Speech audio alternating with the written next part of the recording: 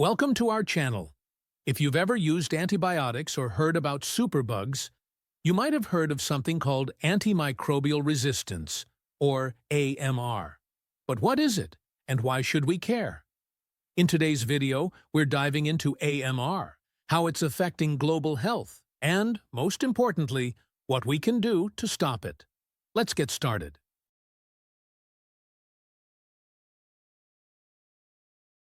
Imagine a world where infections we once treated easily with antibiotics no longer respond to treatment. Where even routine surgeries become risky because we can't fight infections the way we used to. This is the growing threat of antimicrobial resistance, or AMR. AMR happens when harmful microbes, like bacteria, viruses, fungi, and parasites, evolve to resist the drugs designed to kill them. In simple terms, it means that antibiotics, antivirals, antifungals, and other antimicrobial drugs are becoming less effective. And this isn't something happening in the distant future. AMR is already here, affecting millions of people globally. Right now, AMR is responsible for around 700,000 deaths every year, and experts predict it could cause up to 10 million deaths annually by 2050, more than cancer, diabetes, and even car accidents combined. The issue is urgent, and it threatens the very foundation of modern medicine. So, how does AMR develop? One of the key drivers is the misuse and overuse of antibiotics. For example, taking antibiotics when they're not needed, like for viral infections such as the flu or cold, gives bacteria a chance to evolve and adapt, making them harder to treat the next time we need to fight them. Another major factor is the use of antibiotics in agriculture. In many parts of the world, antibiotics are used in healthy animals to promote growth and prevent disease. This practice contributes to the spread of resistant bacteria, which can then transfer to humans through the food chain or direct contact. The problem doesn't stop there. Resistant bacteria can spread across borders, traveling from one country to another through travel, trade, and even migration. This means that AMR is a global issue, one that requires a global response. So, what are the consequences of AMR for our daily lives?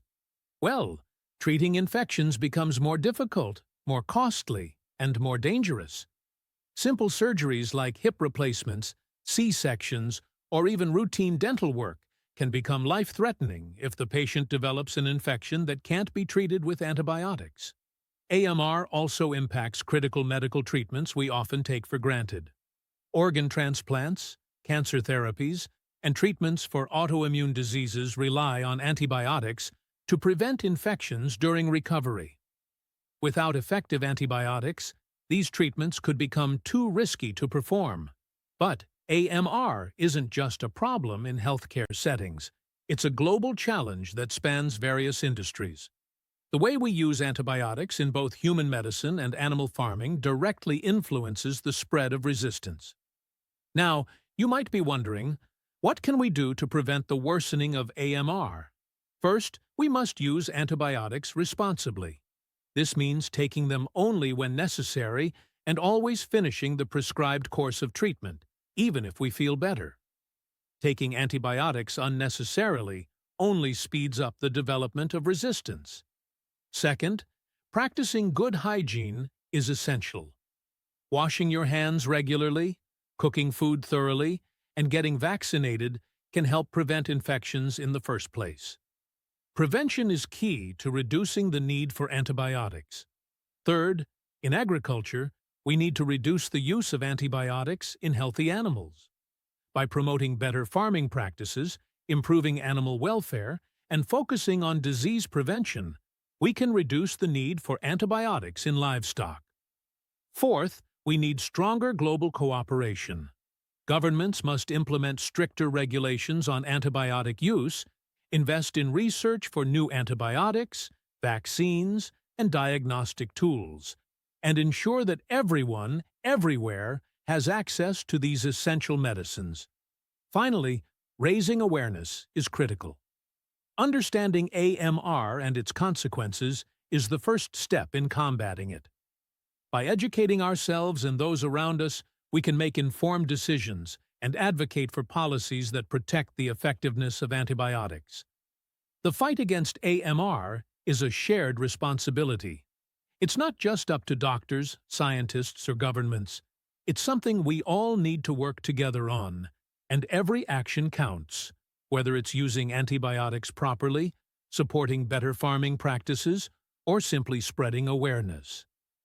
We are at a crossroads. If we act now, we can slow down AMR and preserve the effectiveness of antibiotics for future generations. If we don't, the consequences will be dire. Together, we can make a difference. The more we educate ourselves and take action, the better chance we have at keeping antimicrobial resistance at bay. Thanks for watching. If you found this video helpful, don't forget to like, share, and subscribe to our channel for more on global health issues. Have any questions about AMR or ideas on how we can combat it? Drop them in the comments below. We'd love to hear your thoughts. Remember, each small action counts in the fight against antimicrobial resistance. Stay informed, stay safe, and we'll see you in the next video.